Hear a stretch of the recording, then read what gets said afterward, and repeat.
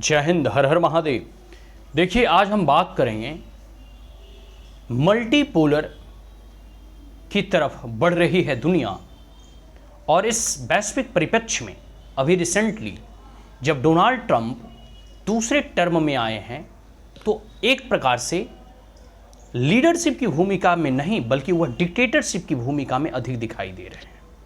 कहने का मेरा मतलब यह है कि एक समय था कि दुनिया को अमेरिका लीड करती थी, चाहे WHO वर्ल्ड हेल्थ ऑर्गेनाइजेशन हो, यूनाइटेड नेशन ऑफ ऑर्गेनाइजेशन हो, या पूरी की पूरी दुनिया जहां भी जो है यूनाइटेड स्टेट या फिर वर्ल्ड को लीड करने की ज़रूरत होती थी तो अमेरिका आगे रहता था।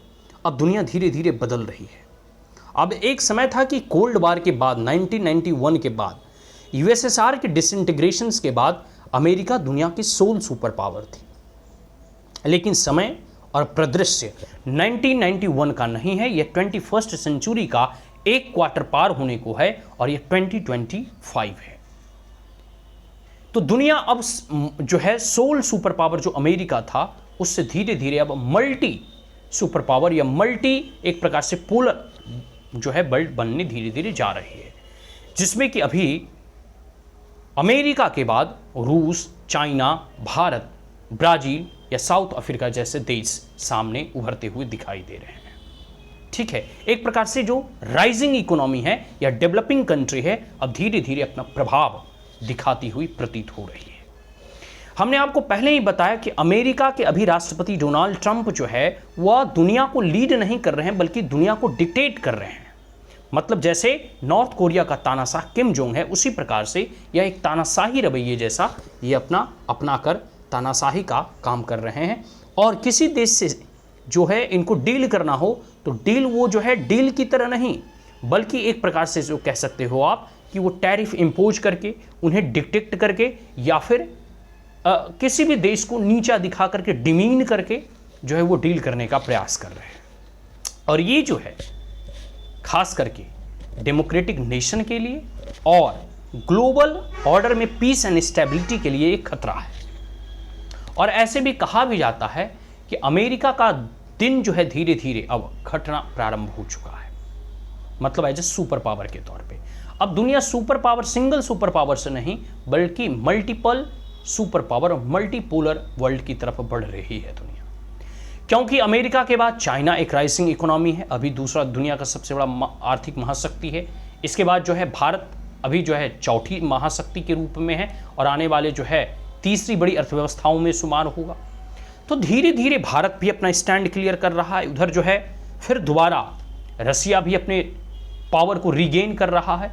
तो ग्रेजुअली जो है पूरी दुनिया मल्टीपोलर वर्ल्ड की तरफ बढ़ रही है। अभी रिसेंटली अमेरिका और भारत के संबंधों में बहुत खटास आई है और जिसमें कि अमेरिका के राष्ट्रपति डोनाल्ड ट्रंप ने भारत के ऊपर 25 नहीं 50% टैरिफ लगाया है और आने वाले समय में ऐसे कई सारे टैरिफ्स वो और लगाने की बात कर रहे हैं। उनको लगता है कि इन टैरिफ्स के लगाने के बाद भारत झुकेगा या अमेरिका के सामने नरेंद्र मोदी घुटने टेक देंगे, लेकिन ऐसा कभी नहीं होगा।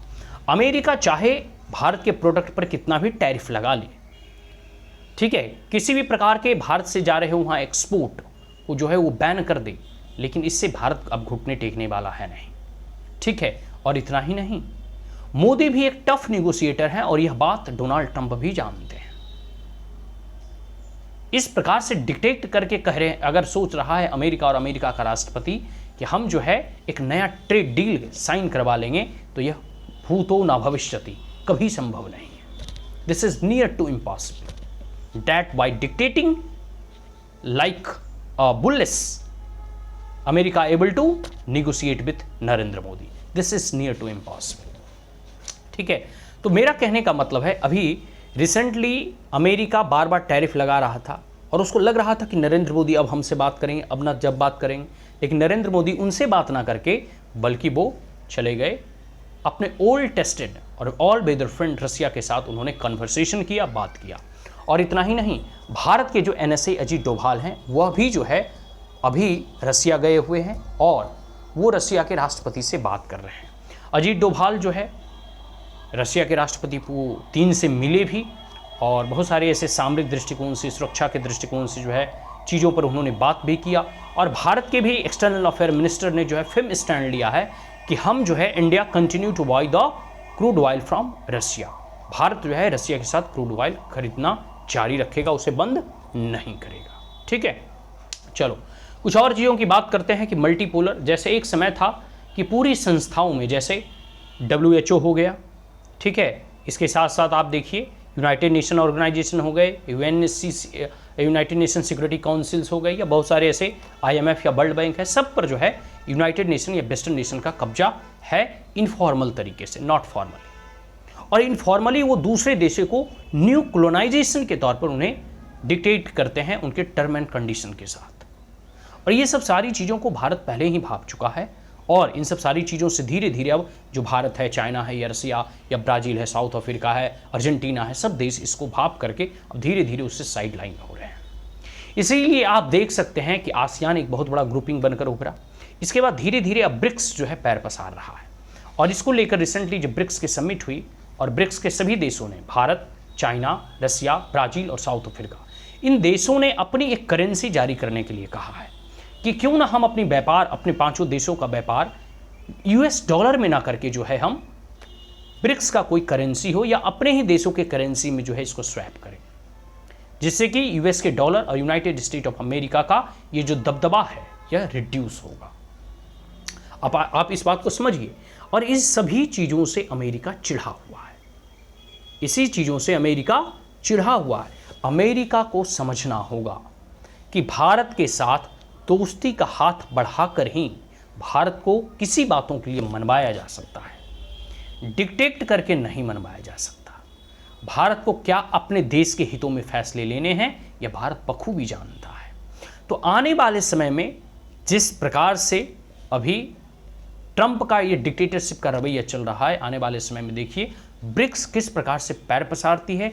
ब्रिक्स का अगर अपना करेंसी जारी होता है और जो डेवलपिंग नेशन है वो अपने देशों के व्यापार को अच्छे तरीके से, सप्लाई चेन को मजबूत रखते हैं, तो स्वाभाविक सी बात है कि भारत के ऊपर किसी भी प्रकार का वैसा उतना बड़ा नेगेटिव इम्पैक्ट नहीं पड़ेगा।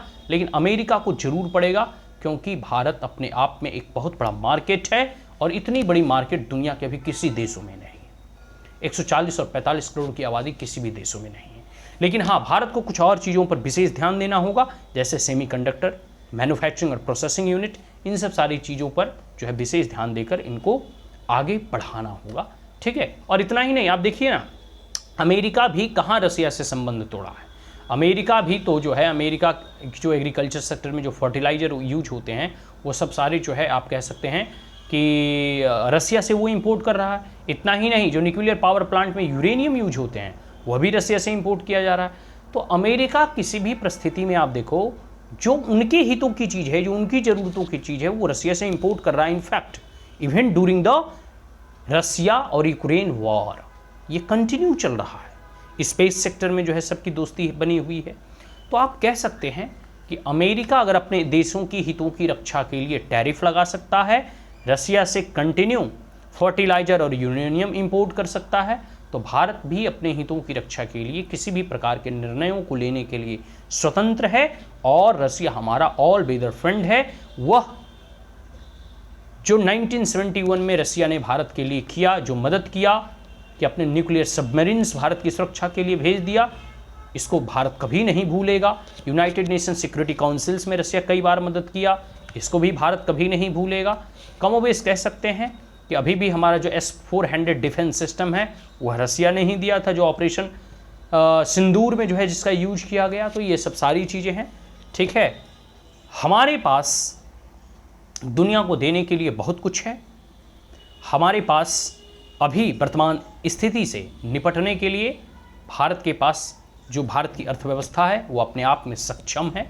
आने वाले समय में हम जिस प्रकार से प्रगति और उन्नति कर रहे हैं, अभी हम 6.4 जो है % की GDP ग्रोथ के साथ अभी दुनिया के सबसे तीव्र गति से बढ़ती हुई और अर्थव्यवस्थाओं की श्रेणी में सबसे पहले पायदान पे हैं।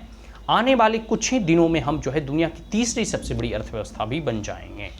ठीक है, तो जैसे जैसे भारत प्रगति और उन्नति कर रहा है, स्वाभाविक सी बात है वेस्टर्न नेशन और ख़ास करके अमेरिका या अन्य जितने भी देश हैं उस देशों के लिए भारत एक किरकिरी बना हुआ है। लेकिन मोदी अभी एक स्टेबल गवर्नमेंट प्रोवाइड कर रहे हैं और आने वाले समय में भी इसी प्रकार के स्टेबल गवर्नमेंट भारत कर रहेगा और भारत और भी मैन्युफैक्चरिंग सेक्टर में ध्यान देगा, प्रोसेसिंग सेक्टर में ध्यान देगा, सेकेंडरी और प्राइमरी सेक्टर में ध्यान देगा और किसी भी जो कह सकते हो परिस्थिति से, विकट परिस्थिति से भारत निपटने में सक्षम है।